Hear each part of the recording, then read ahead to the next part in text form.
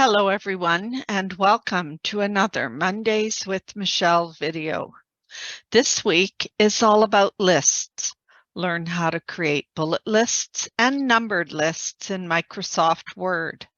We'll cover the basics as well as some of the more advanced features, lists within lists, changing number patterns, and defining your own bullet symbols.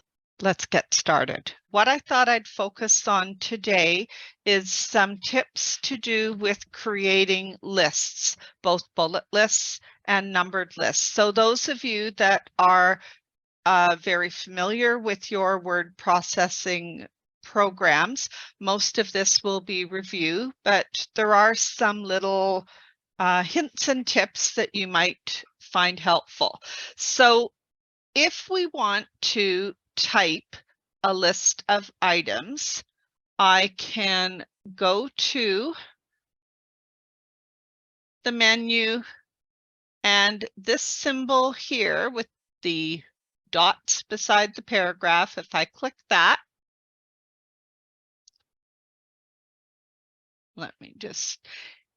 it shows a bullet symbol, and I can type in, this is item 1 of my list, and I press enter and it creates another little bullet symbol. And if I was to keep typing, let me just copy and paste some text. It's a bit easier. The nice thing about using the bullets, you notice it's automatically wrapping the text so that your bullet symbol is outside of that text block. It makes it really easy to see that those are bulleted items.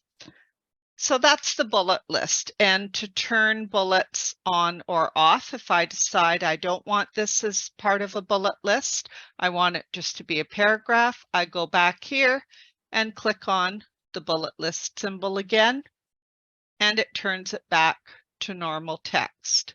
I can also select or just click somewhere inside a paragraph that I want to turn into a bullet and just click that symbol. So the bullet symbols, it's kind of like an on-off switch, but there are some interesting things that you can change. So if I go up to this bullet list symbol and I click the little arrow, there are a number of predefined bullets that you can choose from. So I could change the bullet symbol to this, and I haven't clicked this yet, but you notice on my screen it has changed the display so that I can preview what that would look like. Maybe I want check marks. Maybe I want this symbol or this one. And if I click it, then every bullet item I create now has that new symbol. And the other really interesting thing, I can define a custom bullet. And that's how I got some of these strange looking ones here. So I went define new bullet, and I want to pick a symbol. And it defaults to the symbol font, which has some things, but quite frankly, not very many interesting ones that I would actually want for a bullet. So here's a tip for those of you who like playing around and creating custom symbols. I always go down to the W's and I look at Wingdings, Wingdings 2, Wingdings 3, or the Webdings font. So if I click on Wingdings, I could set a telephone icon. And if I click OK, I've now got little telephones appearing as the bullets on my bullet list. The other thing you can do, if I go back into that little drop down arrow, and you notice now that telephone has been added as one of my choices if I want to go in and change the icon. So we're going to define a new bullet again. This time, I'm going to do a picture, but I'm going to go down to this big list, because if I try and do it on that tiny list, the picture will be so small, you can't really see what it is. So here's what I did. I want to browse for that picture on my computer. And if I look at where I've got my pictures stored, there they are. And I will go into this folder. So I could pick any one of these pictures. Maybe I'll pick this one here of my grandmother, or no, I'll do a little picture of my grandmother and I. It's showing me the preview here. If I click OK, I don't know that it makes a very good bullet, but the point is you can use pictures as bullets. So I thought that was kind of an interesting feature. So we've talked about bullet lists. Let's look at numbered lists for a minute. So I'm going to start a new list. Here is a numbered list. And let me just turn that off. So if I want to do a step-by-step procedure, for instance, right beside the bullet list, we have a numbered list. So if I click that, and let me just turn off the highlighting. It's not cooperating. There. So I can type in some information. This is step 1, and I will do blah, blah, blah, blah, blah. And if I press enter, it's automatically renumbering it. But sometimes if you are doing a numbered list, there might be a situation where you don't want to start at step 1. You can set custom numbering. So you can set the numbering value. You could say, I want to start it at step 4. So you have created a list that starts at a particular numbered step. So that can be very helpful. And sometimes what could happen is you might have another paragraph underneath. So I'm going to take the numbering off by just clicking the numbering symbol. So this is just a normal paragraph. I'll make my display a little bit bigger so we're just looking at the one page. So this is a normal paragraph. You can see the page before had my numbered list steps 4 and 5.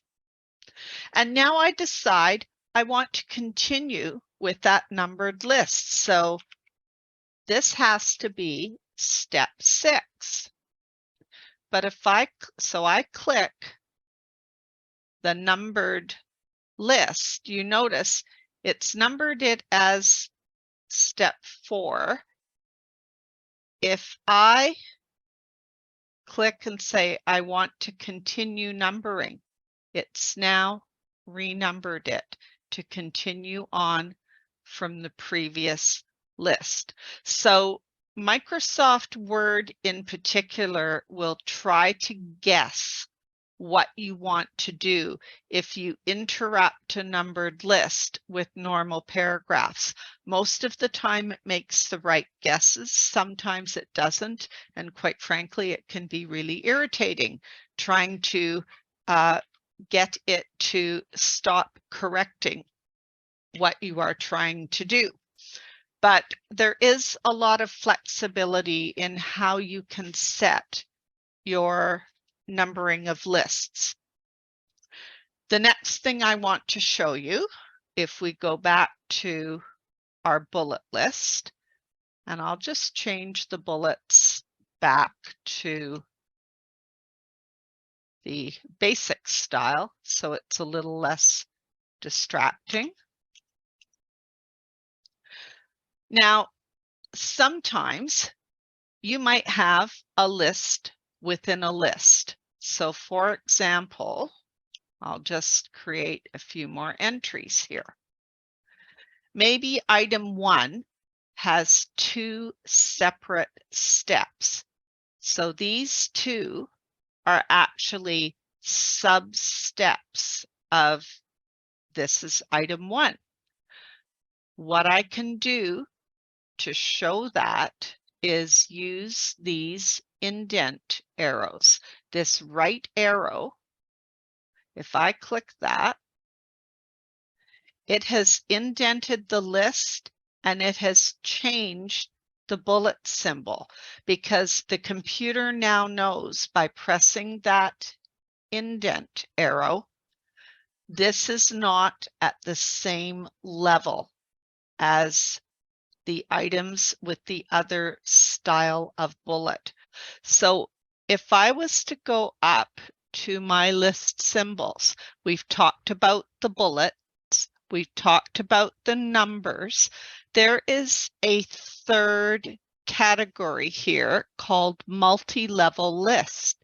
And if you click the down arrow, what it's showing you is what symbols will be used for each level of list. And it says our current list, the main level is going to be your normal bullet. But if you have a subcategory, that's going to have the open circle. And if you have a subcategory of that, it will use a little square. And as you can see, if I hover over this picture, you can have a lot of different levels of nested lists. I could also change to a different set of symbols. I could say, I want to use these 3, or I want to change to a numbering scheme. And this is showing you that the top level will be numbered from 1 on. Then I'm going to go alphabetic, A, B, C. Then under that will be Roman numerals. So it is showing you what will happen as you create these different list levels. So watch what happens if I click this increase indent arrow and move that third bullet item over. We now have a 3-level list. And sometimes if I wanted to change this from just the bullets to a numbering scheme, I could go into that third multi-level list set of symbols. It's showing this is my current set of symbols.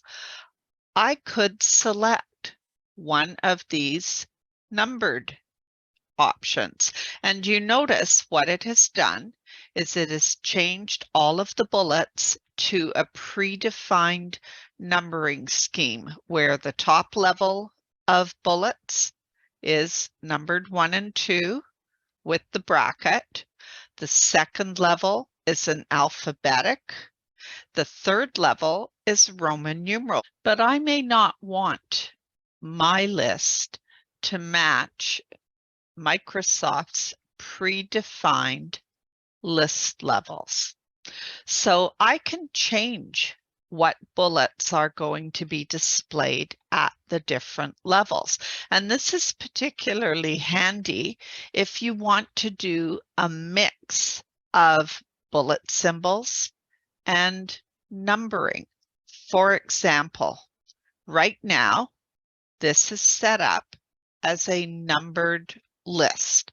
But what if I want to have this inner level, the Roman numerals, I want that just to be a regular bullet symbol. I can go in and make that change. So if this is the item I want changed, the Roman numeral, I would click on that item and I would go to the multi-level list symbol and I would go to define new multi-level list. And near the bottom of this dialog box, it says the current number style for this level is Roman numerals, and it shows me an example. If I click on this little drop-down arrow and then scroll through my options, it is basically showing me every option that's available to me, including, there's my bullet, solid circle. If I click that, notice this picture has changed. It's now showing me my new list will be numbered for the top level, alphabetic for the next level, a bullet for the third level. And if I click OK, look at what happens. It's now changed that list to match what I have selected. So if I go back to what I originally had, now that I have defined these different levels in my list, the other thing I like to do is line everything up nicely so that my lists are actually lined up with the left edge of my text. So I don't want the bullet to be under the S in is. I want this bullet to be all the way over where the H in here is. And there's a few ways I can do that. I could select the bullet, use my decrease indent arrow, and move the list over. That's one way. And that works if the item I'm moving is the very top of my bullet list. It won't work if I am trying to shift the position of one of the subtopics, because watch what happens. If I was to select a subtopic, it thinks what I'm trying to do is make that subtopic into a main bullet list item. What I like to do is use this ruler at the top of my screen and these little arrows, which are marking the tab positions for your bullet list items. I like to use those visual markers and drag them into place to reposition each item in the list. Now, it's easier to do this when you are first creating your list. You don't want to find that you've created a 20 item list and then you have to manually adjust each line of that list. But what I would do is click inside one of the list items. So let's do the top level of the list, that very first line. And what's showing up on the ruler is the positions of the bullet and the first letter of text. And if you don't have rulers turned on your computer, that setting is hiding under the View tab. And it's right up here, View Rulers. I make sure that's checked. So I'm clicked in that first item. I'm going to drag this leftmost white downward pointing arrow, hold my left mouse button down, and drag it until that line lines up with the H in here. And you'll notice it has repositioned that bullet. I'm now going to do the same thing with the block of text, and you notice there are two symbols. There is a little square with an arrow right above it, and it's the arrow that I want to click on and drag, because that will bring the little square along with it. And this is controlling how much space there is between the bullet and the text. So this is a very handy feature, as sometimes, depending on the bullet character you've created, you may find you need a little bit more space between that bullet symbol and your text than what the system wants to give you as a default. So that has now positioned it correctly. And I could do the same thing with my next line. A quicker way of doing things, though, and here's a handy tip for those of you that are finding you need to do some manual positioning. If I like the way this first line is set up, I'm going to click in that line.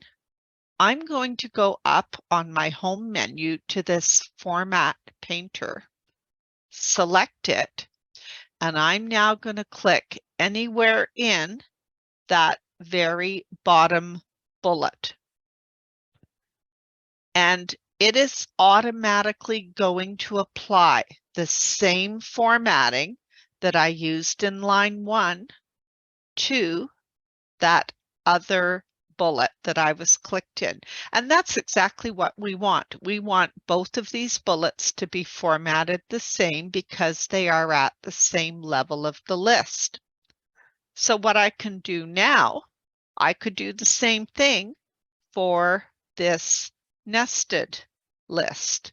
I could click on this first item and drag it, and then go to Format Painter and click on the second item at the same level, and it would automatically fix it. Or because these two are located one underneath each other, I could select both of them. They have the same settings, and I can drag and fix both at the same time. So what I like to do for the nested list, I want the bullet to appear exactly lined up where the text starts of the higher level list. And I want this text block to be lined up like that. And I'm done. And if I were to add new entries to this list, you notice everything is lined up for me. And if I was to add another bullet to the first level, here is a new item in the list. So that's one way of getting everything lined up. But there is another option where you don't have to visually try and drag things into position. So let's take a look at that option. I'll just undo the changes. So if I go into this multi-level list and I look at Define New Multi-Level List, these alignment settings allow me to type in values instead of having to drag things around. So I can say, I want that bullet, instead of being 1/2 inch indented, which is what this is showing. This is at the 1/2 inch mark. I want that to be at 0. I want it to be right here. And instead of the text being 3/4 of an inch, so you notice it's leaving a 1/4 inch gap between where the number was aligned, or in this case, the bullet, and where the text starts. I'm going to give it a 1/4 inch gap. So what I've now defined is have my bullet right at the beginning of the line and move the text a 1/4 of an inch over. And I'm going to click OK. And look what happened. It moved that for everything that was at that level. I can do the same thing for my next level. I could say this one is indented 1 inch. Well, I want the bullet symbol to be a 1/4 of an inch over. I want it lined up with that block of text. So I'm going to go move it over a 1/4 of an inch, which means I have to add another 1/4 of an inch to give a gap for my text. So the text will be at 0.5. And it's showing in the picture what that will look like. And I'm going to go click OK. And it's lined them up. And if I wanted to, I could set these as a new style. That was another option on that drop down. So this is how you control your tab settings, allowing you to actually type in a value, which sometimes that's an easier way of doing it. Now, the last thing I'm going to point out, you'll notice when we are looking at the styles that control all of this, if I was just typing a paragraph, no lists, this is the style normal. If you click on an item in the list, you'll notice that the normal paragraph style is not selected.